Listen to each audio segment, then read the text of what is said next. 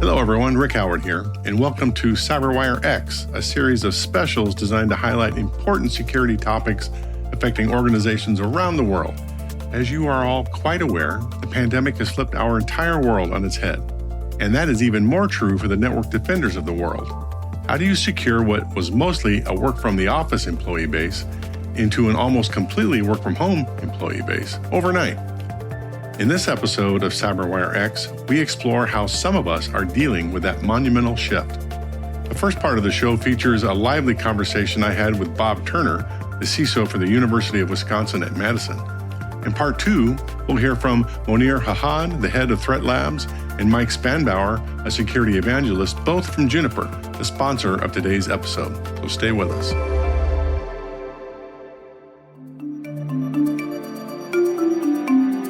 And now, a word from our sponsor, Juniper Networks. In the new normal, IT organizations are scrambling to keep remote users connected and productive while trying to strike a balance between business continuity, security, and privacy.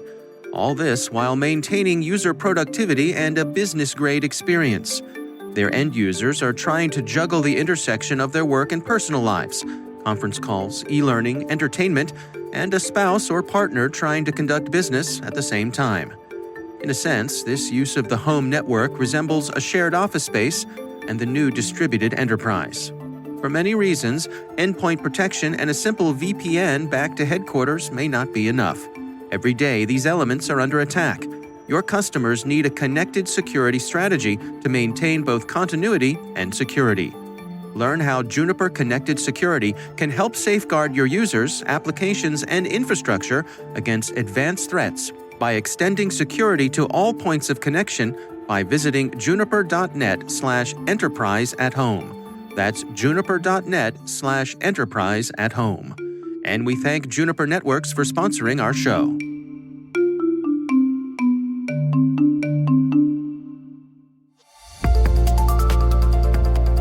Let's begin the discussion with an old friend of mine from the Badger State, Bob Turner. He is the CISO of the University of Wisconsin at Madison. Thank you for having me here, Rick. Good to talk to you again. Can you give us just a sense of how big the University of Wisconsin at Madison is in terms of employees and contractors? Yeah, so the kind of the rough figures that I like to work with is we have about 2,300 staff. That includes academic staff, research staff, and administrative staff, as well as the people that take care of facilities and all of those other great things. And we usually have somewhere in the 40,000 range of students. So this year, in the fall, we had 44,515 students. But we also have a great community of emeritus staff that come back and freely return to the university, opportunities to learn. We have affiliates. We also have retired staff that drop in from time to time to assist. So I like to go with about 80,000 users total. Prior to this, we had a very small amount of online courses. We had staff that were remote, but it wasn't a huge percentage. It was probably maybe 15 to 20 about at the very most. And a lot of the things we were doing was on campus. We had 3,700 courses that we were delivering on campus. So for those remote teleworkers, was the security stack they were using similar to what people were getting back in the office, or was there some other kind of configuration you had them in, or can you explain that to us? Yeah, sure. So, obviously, if you're in the office and you're joining via campus wireless or directly connected, you had the stack that was on your machine as well as the benefits of being inside the wire.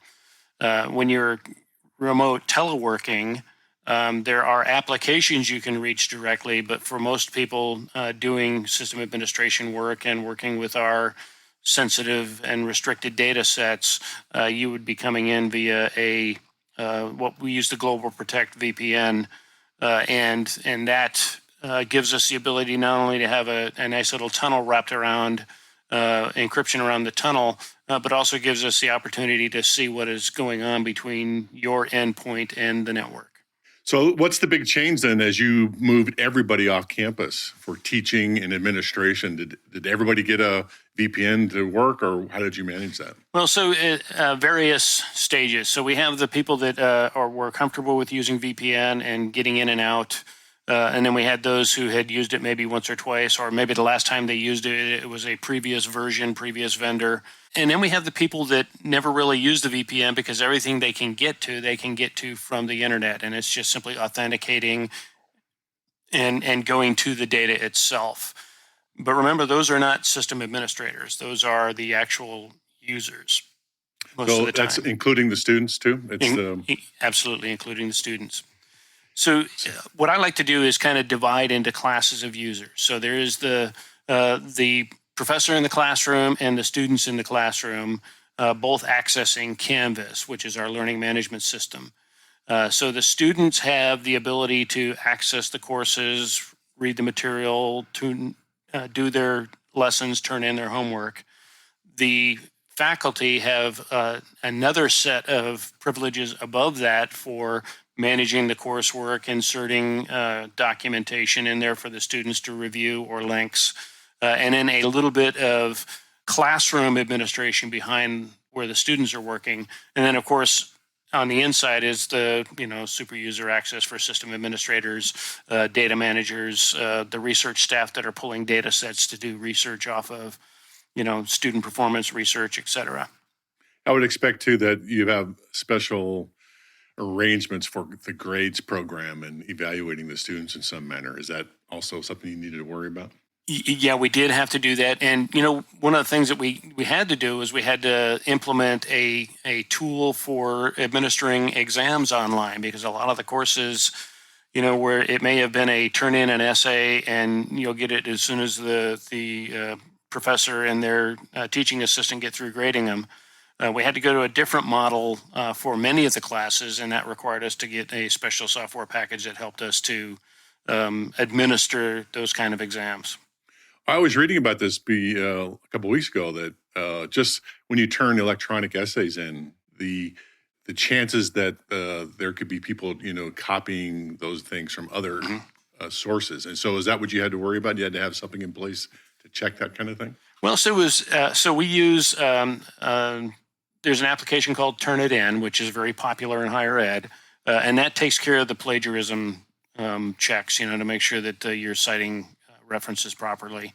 What we had to get was the actual software that helped manage the exams in those areas. So if your final was just a paper that you turned in and then the instructor had to hand grade it, that was one thing. But if it was, say a 50-question essay that was a paper that you turned in, rather than convert that into another object inside of the learning management system, some of them actually went to this new tool and just loaded everything into there so they could just take care of the exam and be done with it. I can see where that'd be a very daunting task, especially for some of the older employees who have not really gone online with their teaching materials. Mm-hmm. And now you're being forced to train the professors on how to learn how to do all the stuff. What kind of challenges did you face with that kind of thing? Well, I would not have wanted to do this without without our academic technologies department within the Division of IT. They are professionals in the business. They understand the technology. They understand the pedagogy, and they are very familiar with the needs of the academy. And that's a real valuable tool. And I can't imagine maybe a smaller, less resourced university trying to do the things that we had to do. So again, 3,700 courses were not online before spring break. Before the end of spring break, we had a greater percentage of those. And then after spring break was over, we were ready to go. That's an amazing achievement. So my hat is off to you to get all that done. What were the what lessons learned did you come back with after all that was over? So we were talking about the academic technologies folks and the support that they provided. Just obviously a top-notch group of people doing that. And I think that some of the challenges they helped us get over, they understood the coursework as it was set up. They made it very easy to bridge between what was in the learning management system, what goes on in the classroom in a normal setting versus what happens online. We have a tool that we have, joined with our learning management system that would allow the professor to basically sit in his library at home or his office at home or even on the patio in the sunshine and deliver the lecture he would normally deliver in person. You could take that lecture that professor recorded and run it again if you need to, and then maybe have him on the side in case any questions come on. Is that right? That's exactly it. So we are already prepared, and this fall was going to be the debut of our first fully online degree at the University of Wisconsin-Madison. And it's a course inside of what we call the School of Human Ecology. It was basically designed that degree program itself would pull from the basic sciences, the humanities credits, and all those kind of things would be delivered online. So we've been working at this a little while. And the other thing we did was really, really smart is as an organization, we actually went through a pandemic tabletop last fall. Wow. That is fortuitous. So what did that exercise entail? I don't know what kind of foresight went into it, but we wanted to do an emergency operations center tabletop, and we just happened to pick pandemic. Here's the obvious question to that. All right. When you guys went through that drill a year ago, how many of the things that you said you should do at the end of the exercise are the things that you're doing now? Right? Was it totally worth it, or did you say, oh, we have to kind of start from scratch again? Well, so not only did we drag 3,700 courses from classroom to online, but we went within the Division of Information Technology, except for one small unit, our print shop, we were all remote within that week. Wow. And this is also involved, remember, there's an awful lot of logistics that goes behind 44,515 students living on campus. Yeah. We had to move them, and some of them were departed for spring break already, get out of class a couple days early, and then they get an email saying don't come back. Yeah. But then we also have a large population of students that are here because they had to be here because they're coming from an area that might have at that time been a level 3 area. So the university put up pandemic housing for certain students that met some criteria. Is that right? Yeah, absolutely. And you guys had figured that out because you went through the drill already, or that's something you had to figure out on the fly? Well, I think we figured out a lot of that on the fly because I don't think in the drill we said, nobody's going to be able to be here. But we've gone through those scenarios before. So the previous year, we were the recipients of the polar vortex, and we had a week or so of temperature that met the grade. So in Wisconsin, the rule is if the sustained wind chill is minus 35. Oh my God, minus 35? I don't even want to contemplate how cold that is. Well, we kind of exceeded that, overachievers that we are. It was minus 50, I think, for a day or two of that event. Yikes. So we had already kind of gone through this. We knew how to shelter in place. We knew how to worry about food delivery to 44,000 hungry students. We had already gone through this. And so the pandemic seemed like probably the next logical thing that we would plan for. So we're not through this thing yet. We've got months to go. What's the next thing on the hit parade for you guys to consider? What's the first thing on the horizon that you have to tackle as we continue with this problem? Well, I will tell you that it is the uncertain financial future. Yeah. That is probably the largest thing looming in sight. We have a number of initiatives that were teed up, and we were waiting for the next fiscal year's funding to, really start kicking off. But, when you've lost revenue, when you don't have the, athletics revenue coming in, you don't have the housing revenue, you don't have the meal revenue, and you have, the uncertainty of the future. How many students are going to be coming back next year? Those are the things that we have to be considerate of right now. And of course, we've had, with all the economic downturn that's happened, we're facing obvious revenue shortages from, the public funding side of our business. I hadn't considered that, where students may consider that, maybe I should not do class or, continue my education next year until I get my feet back underneath me. That's where you're going with this, huh? Yeah, probably. Well, so this is kind of the potential good news, potential bad news stories is we have proven that we can deliver online. Mm-hmm. So if decisions are made in the future that, we're going to try to do more online just to make sure that we're doing what we need to do to prevent, the second spike or the third spike of the COVID virus, that we're not, everybody join on the day after Labor Day and start classes to everybody just go ahead and stay home this term. So there's going to be, uncertainty in that. Well, I think the silver lining that you mentioned there also is that from how you've described it, and you tell me if I'm wrong, that if students stay away from classes next year, it's not because we weren't technically ready or the security wasn't ready. You guys have showed that you can get all that done. If they don't come back now, it's for other reasons. Well, and those reasons are valid. Yeah. I have between my staff and students, I have about 60 people that I have to be very much concerned about as a CISO. Yeah. How are they doing? How are they really lasting in this period of extended work at home, where not only are we saying work remote, we're saying work remote and stay holed up in your house so you don't go out in the community and become one of the victims.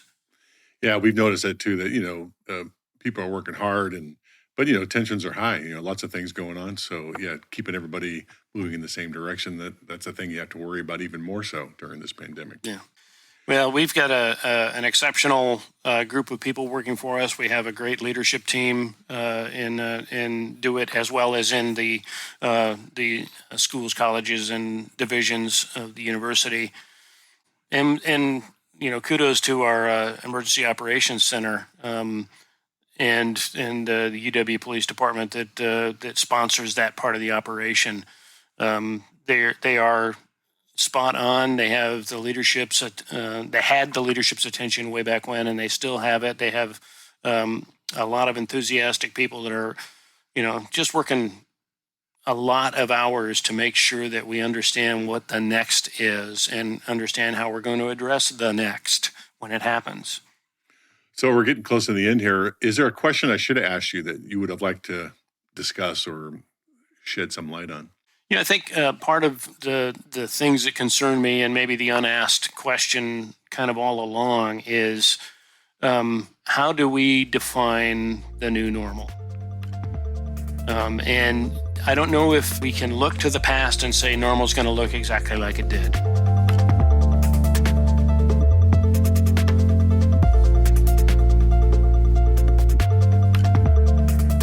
For part 2 of this pandemic discussion, I'm joined by Monir Hahad, the head of Threat Labs, and Mike Spanbauer, a security evangelist. Both of them are from Juniper.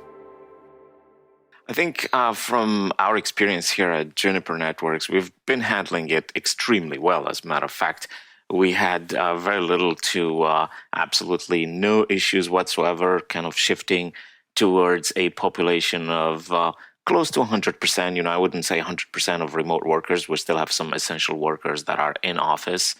But the vast majority of workers have shifted towards working from home. That has been fairly uneventful. It seems like the plans we had in place for ramping up capacity was very well studied, and we were able to shift within the first 24 hours into the entire population moving into this remote work. We've had some ups and downs with communications, like some of the SaaS applications for that usually people use, like Microsoft Teams or Zoom, or some of these applications had some ups and downs, but they were quickly ironed out, and everybody's up and running. So, Monir, can you give me a sense of what the flip was? What was the percentage of remote workers before the pandemic compared to what it is now? So for Juniper in particular, I suspect that the remote workers were probably around 20 to 25%, including our sales force. And now it's north of 95%, I'm pretty sure. Yeah, so it's fairly typical to a lot of IT organizations, but not that typical when you're talking about other organizations. Believe it or not, I actually worked for a company that had absolutely zero remote work.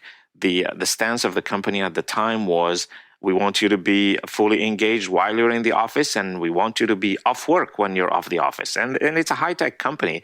It was in a semiconductor, electronic design, automation. And, I suspect that in the current times, they must have shifted the strategy towards allowing remote work. That is some old school thinking there. Okay, I appreciate that.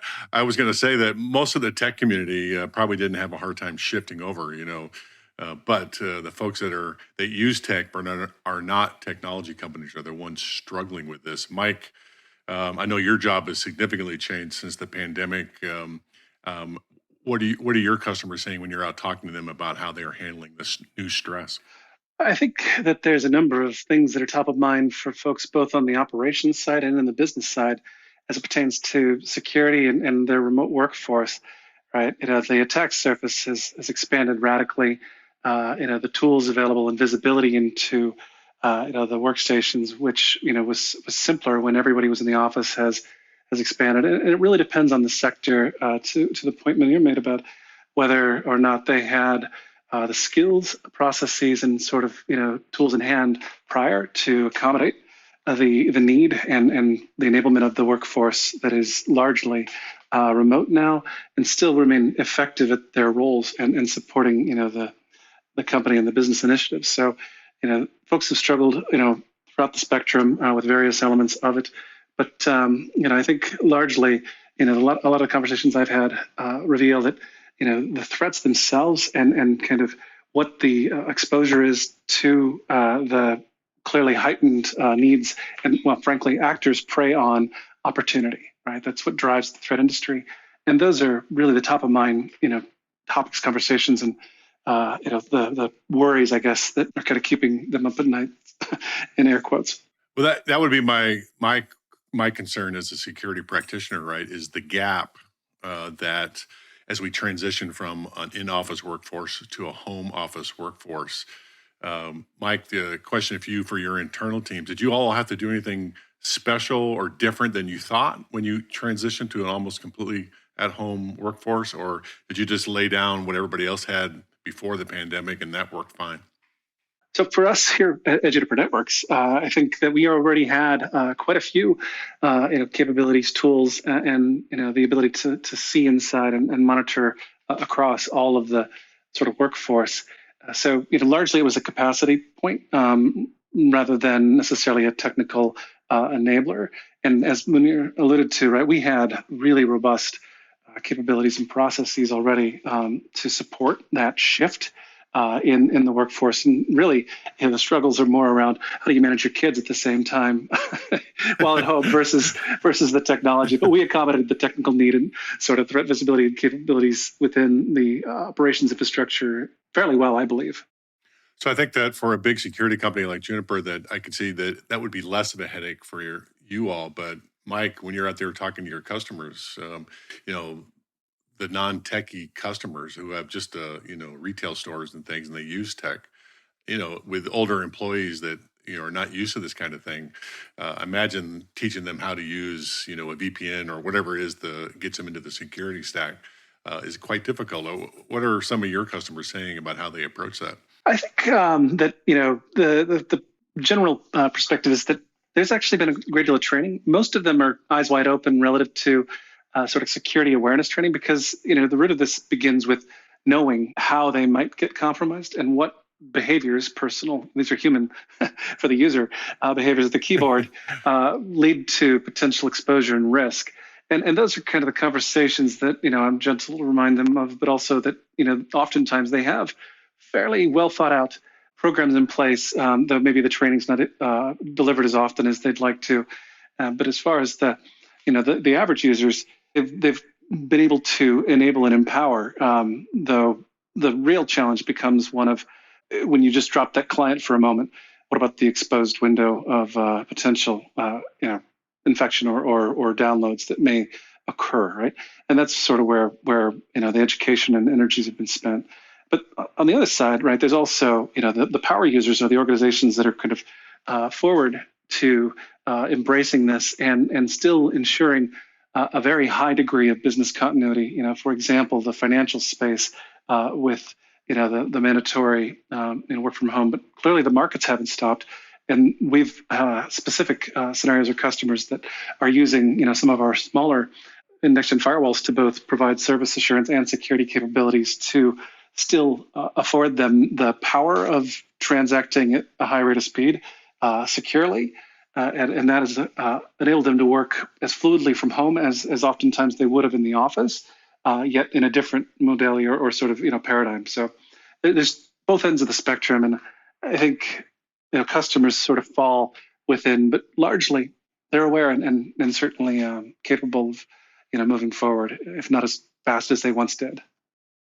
We've also, for our install base, offered subscriptions to a number of the advanced security software licenses for those that may not be currently using those, to ensure that they're protected more broadly and more capably. That the number of variants and campaigns that have been mounted are 2.5x what they were prior to the current healthcare scenario globally, and likely will remain on a fairly aggressive schedule. So we want to ensure that our customers are supported in this time of global crisis and challenges, and to provide them with the best we're able to offer, so that they can in turn best both support their current business, but also position themselves for an accelerated recovery once things do begin to relax, which again, fingers crossed, won't be too far off. But again, more broadly, recognizing that business still does continue, but they need to ensure that they're protected at every step of the way. And that's something we do particularly well, as a very large, as a cybersecurity company that sort of represents a large portion of the globe. So we're a number of weeks into this pandemic, and like you alluded to, Mike, that we are some ways out before we are through with it. We haven't solved all the problems that the pandemic has caused. What's next on the hit list? What are you guys thinking about in terms of the threat lab? What's the next thing that you're trying to track down?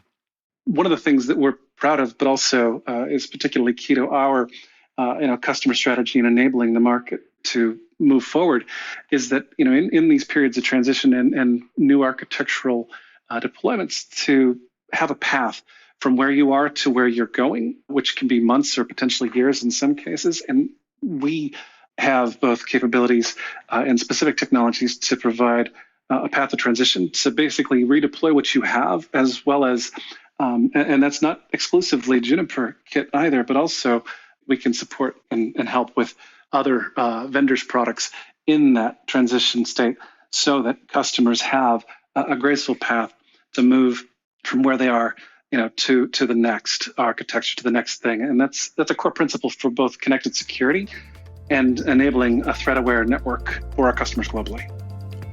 If how these security leaders handled the crisis is an indicator of how the entire network defender community handled it, I think we all did pretty well. Of course, there were some hiccups, but for the most part, we all buckled down and did what we had to do. There's still a lot of work to do, for sure, but that is to be expected. What is clear is that some of the things we thought were so hard to do before the pandemic became a thing we just did because of the pandemic. And that is a silver lining to this entire mess. Our thanks to Bob Turner from the University of Wisconsin at Madison for part one of the show, and Monir Hahad and Mike Spanbauer, both from Juniper, our show's sponsors, for the second part. CyberWire X is a production of the CyberWire and is proudly produced in Maryland at the startup studios of Data Tribe, where they're co-building the next generation of cybersecurity startups and technologies. Our coordinating producer is Jennifer Iben. Our sound engineer is Elliot Peltzman. Our contributing editor is Bennett Moe. Our executive editor is Peter Kilpie. And I'm Rick Howard. Thanks for listening.